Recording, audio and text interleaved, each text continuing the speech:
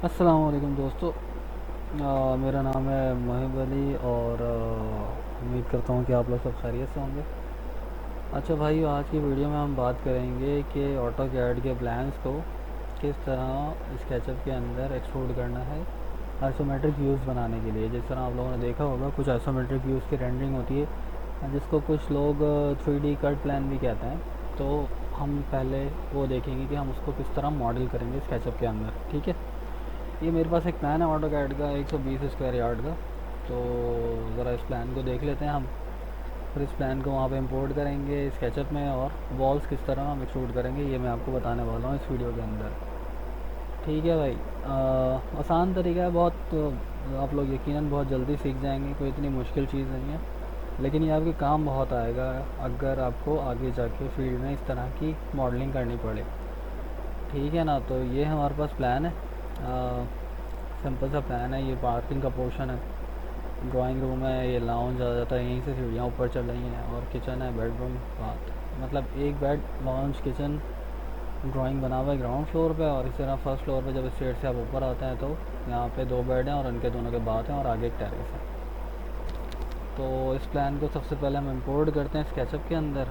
اچھا، میں اسکیچ اپ 2018 استعمال کر رہا ہوں۔ سمپل آپ فائل میں جائیں، امپورٹ میں جائیں، یہاں سے آپ آٹو کیڈ یا DWG سلیکٹ کر لیں، اور جہاں پہ آپ کی فائل ہے اس کو براؤز کریں، اور میں نے اس کو امپورٹ کر لیا، ٹھیک ہے بھائی۔ تو اچھا، بیسیکلی جب آپ پلان امپورٹ کرتے ہیں تو کوئی بھی آٹو کیڈ کی ڈرائنگ امپورٹ کرتے ہیں تو وہ اس طرح گروپ کی شکل میں آتی ہے، ٹھیک ہے نا۔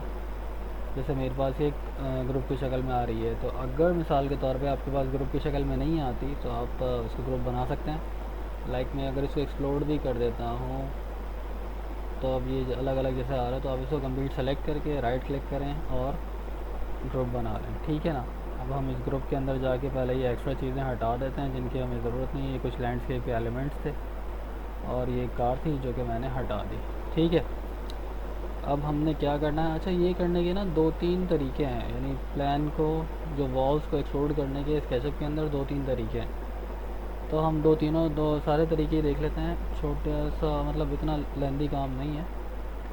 تو سب سے پہلے میں کیا کرتا ہوں، پہلا طریقہ جو کہ بہت ہی آسان ہے۔ اچھا، آپ کو پتہ ہے اسکیچ اپ کے اندر کچھ بھی ایکسپلوڈ کرنے کے لیے ہمیں وہاں پہ ایک پراپر فیس چاہیے، وہی ایکسپلوڈ ہو سکتا ہے۔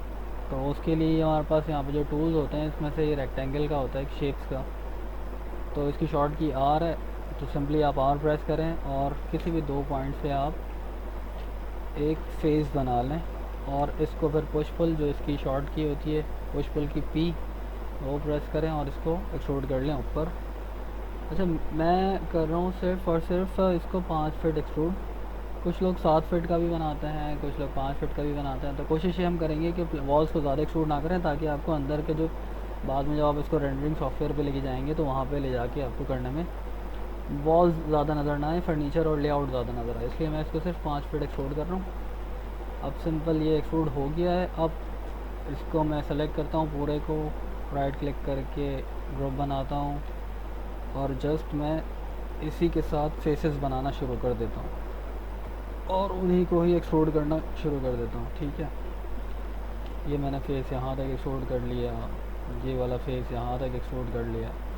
اچھا، اب کیا کرتا ہوں میں کنٹرول دبا کے اس کو ایکسپلوڈ کرتا ہوں یہاں تک، وہ کیوں کیا ابھی آپ کو پتہ چل جائے گا، کیونکہ کنٹرول دبا کے ایکسپلوڈ کرنے سے یہ ایک الگ فیس بنا دیتا ہے جس کی مدد سے مجھے اس کو بعد میں ریموو کرنے میں آسانی ہوگی، تو میں نے اس کو بس اندر ریموو کر دیا، اس طرح میری کوئی ڈسٹربنس بھی نہیں ہوئی اور کام ہو گیا۔ اس طرح دوبارہ میں کنٹرول دبا کے اس کو یہاں تک لے کر آتا ہوں اور یہاں تک لے کر آتا ہوں، اس کو ریموو کر دیا کیونکہ یہاں پہ میرے دونوں ڈورز ہیں، ایک سلائڈنگ ڈور ہے اور ایک یہ مین انٹرنس کا ڈور ہے۔ اچھا، کہیں کہیں آپ کو مجبوری میں دوبارہ نیچے فلور پہ وال بنانی، اس طرح فیس بنانا پڑے گا تو وہ بنا لیں، ٹھیک ہے۔ اسی طرح میں نے یہاں پہ اس کو بنایا اور ایکسپلوڈ کر کے میں یہاں تک لے کر آ گیا۔ اب جیسے یہاں پہ یہ ونڈو ہے تو پھر میں نے کنٹرول دبا کے ایکسپلوڈ کیا اور ختم کر دیا، اس کو پھر واپس ختم کر دیا۔ اسی طریقے سے اس ایج سے لے کر یہاں تک ایک فیس بنایا اور اس کو ایکسپلوڈ کر کے یہاں لے آیا میں نے۔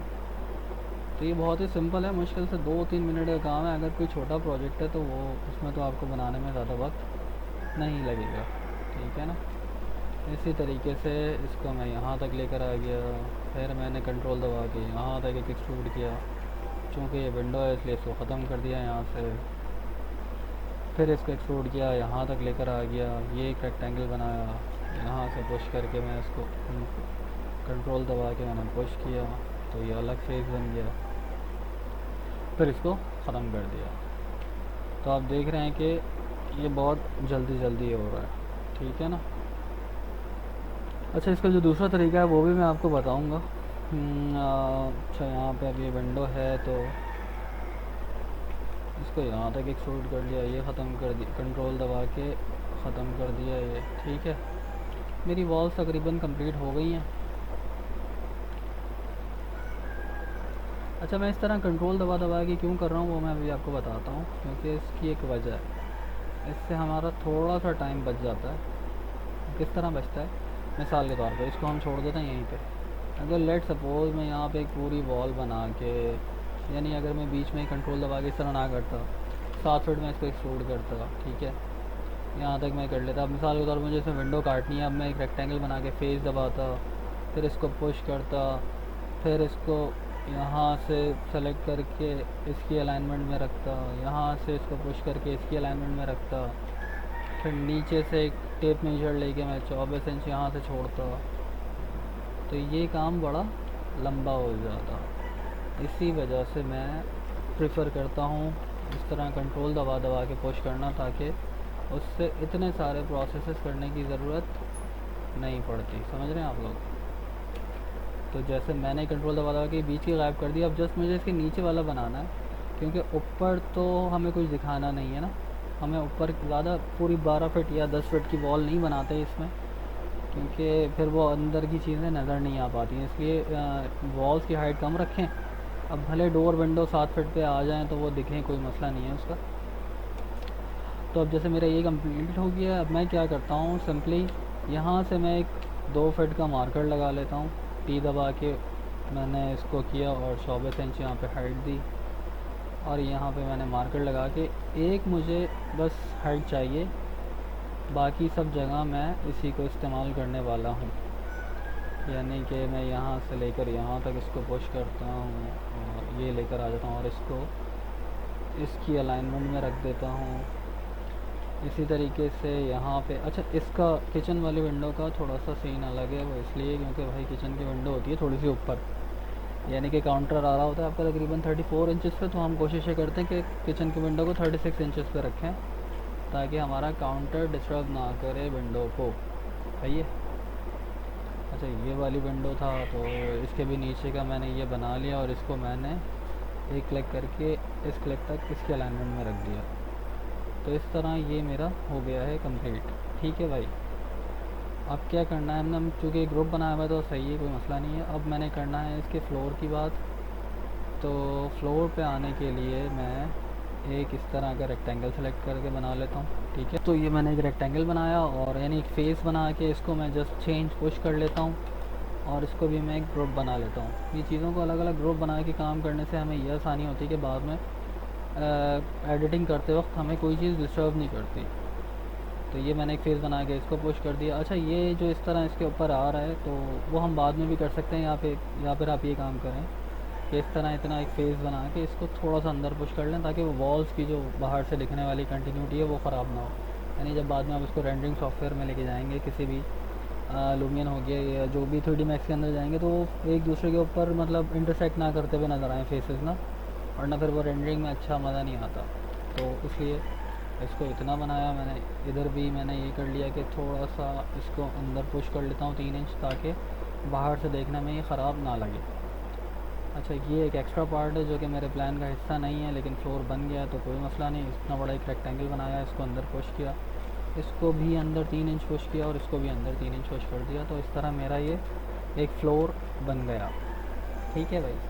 اچھا، اب فلور بن گیا ہے، اب ہم کیا کرتے ہیں، کچھ لوگ اس طرح بھی کرتے ہیں کہ ہر اسپیس کا ایک الگ ریکٹینگل وہ باکس بنا کے اس کو ایکسٹروڈ کر کے اس کو ایک الگ مٹیریل دے دیتے ہیں، وہ بھی طریقہ ٹھیک ہے۔ یا دوسرا طریقہ یہ ہے کہ آپ کو جو لگتا ہے کہ آپ اسی کے اندر جسٹ اوپر والے حصے پہ ایک اس طرح کر کے ریکٹینگولر شیپ بنا لیں، یعنی بلاک کے اندر ہی جا کے تاکہ یہ فیس الگ ڈیفائن ہو جائے. یعنی اب یہ ایک فیس الگ ڈیفائن ہو گیا, باقی یہ سارا ملا ہوا ہے. ہم اس کو بھی یہاں سے کنیکٹ کر دیتے ہیں, کیونکہ یوزولی کچن اور لاؤنج کے اندر ایک جیسی فلورنگ ہوتی ہے. تو یہ میرا سمجھ لیں آپ, یہ کچن اور لاؤنج کی ایک جیسی فلورنگ ہو گئی. اسی طریقے سے یہ میں اس لیے کر رہا ہوں کیونکہ میں اب اس کے اندر الگ الگ مٹیریلس کو ڈالوں گا, ٹھیک ہے نا. تو بھائی ایک ریکٹینگل یہاں بنا لیا, یہ اب الگ فیس بن گیا, یہ الگ بن گیا, یہ الگ بن گیا, اور یہ الگ بن گیا. میں نے بکٹ لی, ٹائلز لیا, کوئی سے بھی. ابھی فی الحال تو ہم جسٹ اپنی انڈرسٹینڈنگ کے لیے یہاں پہ چیزیں کر رہے ہیں, تاکہ بعد میں رینڈرنگ میں جو بھی اس میں مٹیریل ڈالیں گے وہ تو ظاہر ہے آپ تھیم کے حساب سے ڈالیں گے. لیکن ابھی میں اس کو صرف الگ الگ ڈسٹنگوش کرنے کے لیے اس کے اندر یہ اپنی مرضی سے کوئی سے بھی مٹیریل ڈال رہا ہوں. اچھا, میں یہی مٹیریل بیڈ روم کے اس میں بھی ڈال رہا ہوں, اور اسی طریقے سے جو ہمارا واش روم ہے, باتھ ہے, اس کے اندر چلو یہ ڈال دینا ہوں. اب یہ میرے سارے مٹیریلز بھی الگ الگ ہو گئے, فلور بن گیا ہے, والز بن گئی ہیں. اب میں نے ونڈوز اور ڈورز لگانے, تو اس کے لیے کوشش یہ کریں کہ 3D ویئر ہاؤس سے آپ کمپوننٹ ڈاؤن لوڈ کر لیں. ظاہر ہے وہ اتنا ڈیٹیل میں بنانے کی ضرورت بھی نہیں ہے, یہ تو جسٹ ایک ایکسپریشن ہوتا ہے, مطلب ویژول پریزنٹیشن ہے. تو جیسے میں نے یہ ڈاؤن لوڈ کر کے رکھے ہیں کچھ کمپوننٹس, تو میں ڈور یہ اٹھا لیتا ہوں یہاں سے, کنٹرول سی کیا اور اپنی فائل میں آ کے کنٹرول وی, اس کو میں نے یہاں رکھ دیا. ٹھیک ہے بھائی. اچھا, جو تھوڑا بہت اسکیل وغیرہ کرنا ہے وہ آپ کر سکتے ہیں آرام سے, کوئی اتنا بڑا مسئلہ نہیں ہے. اس کو میں اسکیل کر کے یوں رکھ لیتا ہوں. اچھا, اس کے علاوہ یہ بھی دیکھ لیں اب اس کی جو ڈائریکشن پلان کے اندر ہے وہ آیا کہاں کھل رہا ہے, ڈور ادھر کھل رہا ہے, کوئی مسئلہ نہیں. میں اپنے ڈور کو واپس ادھر کر لیتا ہوں, اس کو فلپ کر لیتے ہیں بلو ایکسس پہ, نہیں گرین ایکسس, سوری, اس کو فلپ کرتا ہوں میں ریڈ ایکسس پہ. تو یہ میرا ادھر کھل گیا ڈور, ٹھیک ہے. اسی طریقے سے یہ بیڈ روم کے اندر آئے گا, تو اس کو اٹھا کے میں نے یہاں رکھا, اور اس کو میں نے پھر فلپ کر لیا ریڈ ایکسس پہ, تو یہ ادھر فلپ ہو گیا. اسی ڈور کو اٹھا کے میں یہاں رکھتا ہوں, موو دبایا, کاپی, کنٹرول دبا کے روٹیٹ کیا اس کو 90 ڈگریز پہ, اور اس ایج سے اٹھا کے, سوری اس ایج سے اٹھا کے میں نے اس کو یہاں رکھا. یہاں پہ بھی آپ اس کو اسکیل کر لیں تو اتنا بڑا ایشو نہیں ہے, ٹھیک ہے نا. ویژولی وہ پتہ بھی نہیں چل رہا ہوتا. اگر آپ کو ایسا لگتا ہے کہ یہ ہینڈ اس کا یہ والا پارٹ بہت لمبا ہو گیا, تو ہم اس کو یہاں سے بھی تھوڑا سا پش کر لیتے ہیں. بس ہو گیا مسئلہ ختم. اچھا, یہاں پہ میرا سلائڈنگ ڈور آنا ہے, باقی میری ونڈوز ہے, اور ایک ڈور یہاں پہ ڈرائنگ روم کا جو کہ باہر پارکنگ سے ہی کھل رہا ہے. تو میں اس کو بھی 90 ڈگریز میں نے اس کو روٹیٹ کیا, اور اس کو پھر میں نے فلپ کر لیا گرین ایکسس پہ, اور اس کو میں ادھر اسکیل کر لیتا ہوں -1, تاکہ یہ میرا اندر کھلے. ٹھیک ہے بھائی. تو اس طرح ہی میرے دروازے لگ گئے ہیں سارے, جو کہ بتا رہے ہیں کہ یہ موومنٹ ہے. اب میں آتا ہوں, کوئی ونڈو دیکھ لیتا ہوں یہاں سے, یہ ٹھیک ہے, یہ اٹھا لی میں نے اور اپنی فائل میں لے جا کے کنٹرول وی کیا. سمپلی چیزوں کو اسکیل کریں, کوئی اتنا پتہ نہیں چلتا ہے کہ آپ نے کیا کیا ہوا ہے, ٹھیک ہے نا. مطلب اس کو اس کا پوائنٹ بیچ والا یہ آ گیا, یہاں سے پکڑ کے اسکیل کر کے میں نے یہاں رکھا. اسی طریقے سے اس کو اٹھا کے میں یہاں رکھتا ہوں, جو کہ میری بڑی ونڈو ہے یہاں پہ. اچھا, یہ کچھ بڑی ہو سکتی ہے, چلو اس کو کر لیتے ہیں بڑا. ایک ونڈو یہ آ گئی, ایک ونڈو یہ آ گئی. اچھا, ابھی کچھ چیزیں نا مجھے ٹھیک نہیں لگ رہی, تو میں اپنے اسٹائلز میں جا کے یہ والا جو اسٹائل ہوتا ہے, اس میں ایجز, لائن کی جو ایجز ہوتی ہیں وہ تھوڑی پتلی دکھتی ہیں, تو وہ بہتر دکھتا ہے نا. تو ہم یہ کرتے ہیں کہ ہم نے یہ ڈور ونڈوز لگا لیے, اور یہ باتھ روم کا وینٹیلیٹر چاہیے مجھے ایک عدد. کوئی ہے وینٹیلیٹر, یہ رہا. اس کو کنٹرول سی کر کے اپنی فائل میں آ کے کنٹرول وی کیا میں نے. اچھا, چونکہ یہ 5 فٹ کی دیوار تھی میری ٹوٹل, سوری 4.5 ہو رہی ہے, ہاں, کیونکہ میں نے نیچے چینج کا فلور بھی بنا دیا نا. تو میں کیا کرتا ہوں, میں اپنی پوری ڈرائنگ کو سامنے سے آ کے اس طرح سلیکٹ کرتا ہوں تاکہ جسٹ اوپر والے فیسز سلیکٹ ہو جائیں. موو کیا میں نے, اور اس کو سوری چینج اور اوپر میں نے موو کر لیا, ٹھیک ہے بھائی. اچھا اب میرا وینٹیلیٹر یہاں پہ آ رہا ہے، اس کو بھی اٹھا کے تھوڑا سا اوپر موو کر لیتا ہوں. بلکہ بیسیکلی تو یہ اس ایج پہ آنا ہے، کیونکہ وینٹیلیٹرز آپ کے زمین سے 5 فٹ 5.5 فٹ اٹھ کے لگے ہوئے ہوتے ہیں. تو چونکہ نہیں یہ ٹھیک نہیں لگ رہا ہے، اس کو ہم ایک کام کرتے ہیں، ہم اس کو چینج ہی یہاں سے اٹھا کے رکھ دیتے ہیں، تاکہ بس ہمیں تو چیزیں دکھانی ہے کہ کہاں پہ کیا لگ رہا ہے. اس میں اب بالکل ایکچوئل اگر ہم ڈیٹیل میں چلے جائیں گے تو وہ تو ظاہر ہے مشکل. تو اس طرح پتہ چل جائے گا کہ یہاں پہ ایک وینٹیلیٹر ہے، یہاں پہ یہ ہے. اچھا سلائڈنگ ڈور چاہیے مجھے ایک عدد، یہ بھی میں اس فائل میں سے اٹھا لیتا ہوں کوئی سا اچھا سا. چلو یہ لے لیتا ہوں. اس کو روٹیٹ کر لیں گے اپنی ڈرائنگ میں لا کے. میں گروپ کیا، میں نے اس کو کنٹرول سی کیا اور اپنی ڈرائنگ میں لا کے کنٹرول وی کر لیا. ٹھیک ہے، اس کو روٹیٹ کیا میں نے 90 ڈگریز پہ، اور اس کو اوپر اٹھایا، اس کو ابھی یہاں رکھا. یہ کچھ ہاں ٹھیک ہے بھائی. اس کی ویٹ بڑھا لیں آپ، اور اس کی ایسے بھی ہائٹ بڑھا لیں 7 فٹ تک، تاکہ پتہ چل جائے کہ یہ ایک سلائڈنگ ڈور ہے. یہاں پہ بھی میری فرنٹ پہ ایک ونڈو آ رہی ہے، میں اس کو بھی اٹھا کے یہاں رکھ لیتا ہوں تاکہ مجھے پتہ چل جائے کہ میری یہ چیزیں. تو اس طرح یہ فلور پلان آپ دیکھ سکتے ہیں کمپلیٹ ہو گیا. اچھا باقی چیزیں یعنی کہ جو فرنیچر ہے وہ میں آپ کو کبھی بھی ریکمینڈ نہیں کروں گا کہ آپ اسکیچ اپ میں لگائیں، کیونکہ بھائی اسکیچ اپ کا جو کمپوننٹس ہوتے ہیں اس کی وجہ سے فائل ہو جاتی ہے بہت زیادہ بھاری. اور پھر دوسری بات یہ ہوتی ہے کہ جب آپ اس کو 3D میکس کے اندر لے کے جائیں گے، یا پھر اگر مثال کے طور پہ آپ لومین پہ کر رہے ہیں، ٹوئن موشن جس پہ بھی کر رہے ہیں آپ، تو اس کے اندر پھر اس کو ہینڈل کرنا بڑا مشکل ہو جاتا ہے. یعنی ایک تو فائل بھاری ہونے کی وجہ سے وہاں پہ صحیح سے آپریٹ نہیں ہو پاتا. اور اگر آپ اس کو 3D میکس میں لے کے جاتے ہیں تو پھر وہ مٹیریلز اور ان کے ویرے سارے سمبلز ومبلز اور لائٹنگ وائٹنگ وہ ایڈجسٹ کرنا بڑا مشکل ہوتی ہے، کیونکہ یہ ایلیمنٹس اپنے ساتھ اپنی لائٹس اور مٹیریل آئی ڈی لے کر آ رہے ہوتے ہیں. تو اس لیے وہاں پہ اس کو لے جا کے ایڈجسٹ کرنا بڑا مشکل ہوتا ہے. اسی طریقے سے یہ میں نے یہاں رکھا، کیونکہ یہاں پہ بھی ایک دروازہ ہے جو کہ باہر کھل رہا ہے. اس کو میں ہٹا کے بلکہ میں یہ کاپی کر لیتا ہوں کیونکہ یہ چھوٹا ڈور ہو گیا ہے. اس کو میں نے 90 ڈگریز روٹیٹ کیا اور اس کو میں نے اسکیل کر لیا اس طرف. سوری غلط کر لیا، پہلے صحیح تھا. یہ اسکیل ہونا ہے ادھر، کیونکہ یہ دروازہ کھلے گا اندر کی طرف. تو اب اس کو اٹھا کے بھائی یہاں رکھ لیتے ہیں. اچھا دیکھیں یہاں پہ بھی فلور یہ باہر آنا چاہیے پورا، جو کہ نہیں آ رہا ہے. اس کو بھی میں یہاں تک لے آتا ہوں. ٹھیک ہے بھائی، اور اس کو میں نے موو کیا اور اس پوائنٹ پہ رکھ دیا. تو اس طرح میری یہ چیزیں کمپلیٹ ہو گئی ہیں. اب ایک چیز مسنگ ہے جو کہ بہت امپورٹنٹ ہے اور ہم بھول گئے ہیں، وہ ہے بھائی سیڑھیاں. تو سیڑھیاں بنانے کے لیے اب یہاں پہ آپ کو چیزیں چپکیں. دوسرا ایک طریقہ ہوتا ہے کہ پریس کریں گے تو آپ کو نیچے کی لائنز دکھنے لگتی ہیں. تو تو ہم سمپلی ایک کام کریں گے کہ اس کے فرسٹ فلور کے پلان میں جو اسٹیئرز رکھی ہوئی ہیں یہاں پہ اسٹیئرز بنا کے واپس اپنے گراؤنڈ فلور کے پلان میں رکھ دیں گے. ٹھیک ہے بھائی. چینج میں اس کو ایکسپورٹ کر رہا ہوں، اس کو میں گروپ بنا رہا ہوں، اور اب میں اس کو ملٹیپل کاپی کر لیتا ہوں جہاں جہاں پہ ہیں. یہ 3x زیادہ ہو گئی ہے. اسی طریقے سے ایک نیچے جا رہی ہے تو یہ نیچے آ گئی. ایک اور کاپی کر لی میں نے. اب یہ ہے کہ بھائی اس کو پورا ایکسٹروڈ کرتے ہیں یہاں تک، اور اس کو بیچ سے ایک لائن لگا کے اس فیس کو نیچے واپس پش کر لیتے ہیں. یہ ایک بن گیا ہے.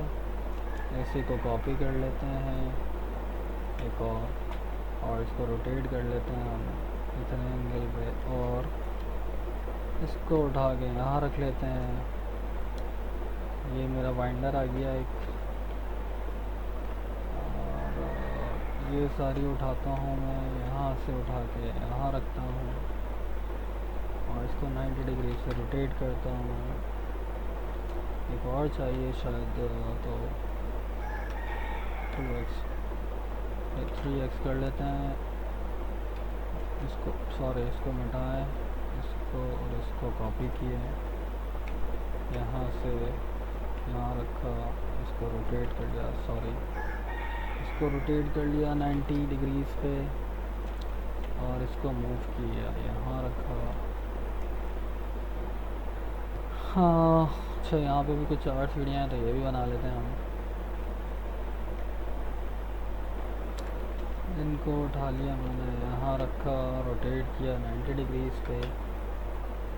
تو اس طرح میری اسٹیٹس بن گئی ہیں. اس کو میں سلیکٹ کر کے گروپ بناتا ہوں ایک عدد, اور پھر میں اپنے اس پوائنٹ سے اٹھا کے اس پوائنٹ پہ کاپی کر لیتا ہوں. اس کو مٹا دیتے ہیں, اس کی ضرورت نہیں ہے اب. اچھا اس میں کچھ اسٹیٹس ہماری نیچے رہ گئی ہیں تو ہم کوشش یہ کرتے ہیں کہ اس طرح یہاں سے اٹھاتے ہیں, پہلے اوپر رکھتے ہیں اور پھر نیچے اس کو رکھ دیں گے. یہ میری سیڑھی بن گئی ہے اور اس طرح کلیئر ہو گئی چیزیں کہ یہاں سے سیڑھی جب اوپر چلی جائے گی تو یہ نیچے سے دروازہ کھل جائے گا جو آپ کا مین انٹرنس والا ہے. اچھا ایک اور چیز یہ کر لیتے ہیں کہ سیڑھیوں کے اندر ہم کوئی الگ مٹیریل ڈال لیتے ہیں تاکہ ہمیں جب ہم اس کی رینڈرنگ کریں گے تو وہاں پہ ہمیں اس کو ڈسٹنگوش کرنے میں آسانی ہو جائے گی. ٹھیک ہے بھائی, یہ بن گیا. اچھا میں ریلنگ بنانے کے لیے ایک ایکسٹینشن استعمال کر رہا ہوں, میجک ریل. اگر آپ لوگوں کے پاس یہ انسٹال نہیں ہے تو آپ اس کو بآسانی انسٹال کر سکتے ہیں. سمپلی جسٹ گوگل پہ جا کے آپ ایکسٹینشن ویئر ہاؤس پہ جائیں. میں 2018 کر رہا ہوں یوز, اس لیے مجھے اس طرح کرنا پڑ رہا ہے, ورنہ جو آگے کے ورژن ہیں اس کے اندر وہ ڈائریکٹلی آپ اسکیچ اپ کھول کے یہاں سے ایکسٹینشن مینیجر سے انسٹال کر سکتے ہیں. تو بہرحال میں اس طرح کر رہا ہوں. آپ سمپلی ایکسٹینشن ویئر ہاؤس پہ جائیں اور اس پہ جا کے سرچ کریں. اگر آپ اس پہ لاگ ان نہیں ہیں تو لاگ ان ہو جائیے گا اپنے بھی اکاؤنٹ سے, جو بھی آپ کا اکاؤنٹ ہے اس سے لاگ ان ہو جائیں جی میل کے اکاؤنٹ سے. اور یہاں پہ آ کے جسٹ سمپلی آپ لکھیں MAJ اور ریل, تو یہ آپ کو ایکسٹینشن مل جائے گی یہاں پہ